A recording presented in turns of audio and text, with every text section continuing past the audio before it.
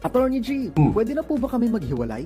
Ayon sa Family Code, meron tayong 3 remedies kung gusto niyo na maghiwalay. Yung Declaration of Nullity of Marriage, it's as if walang kasalang naganap dahil napaka-fatal ng flow ng kasal ninyo. Ito yung tipong minor de edad kayo, nung kinasal kayo, walang karapatan o kaya walang lisensya ang solemnizing officer ninyo, o malapit na magkamag-anak pala kayo. At syempre, kasama dito yung psychologically incapacitated, at least ang isa sa inyo. Yung annulment of marriage naman, bungi lang ang kasal ninyo, pero pwede magamot ito. Kasama dito yung kinasal kayo na less than 21 kayo at wala kayong parental consent. O kaya naman yung mga napikot pero na-in-love pa rin sa bandang huli. Kasama rin dito yung may mga STD malila na hindi na nagagamot. Yung legal separation naman, legal ang kasal ninyo pero mabibigat na ang nangyayari sa inyo. Kasama na dyan yung pambubugbog, pinagtangkang kayong patayin, binubugaw kayo sa prostitusyon, pinipilit kayo magpalit ng paniniwala o relihiyon, lulong sa droga o alak o saksakan ng babaero, na bakla pala o tomboy yung asawa ninyo. Kasama rin dito yung abandonment na mahigit 1 taon. Walang perpektong pag-aasawa sapagkat yung mga taong bumubuo dito, tayo, ay hindi rin perpekto. Kaya kung mapapansin ninyo, mabibigat na rason lang ang pinapayagan ng ating batas ngayon para paghiwalayin ang isang mag-asawa. Pero kung kailangan nyo na talaga maghiwalay, huwag kayong kukuha ng abogado hanggat hindi mabigat ang rason ninyo at hindi kayo desidido. Kasi kung away mag-asawa lang yan at sa bandang huli magbabati rin kayo, payayamanin nyo ng kami mga abogado at maiinis lang sa inyo ang husgado. Gina yan!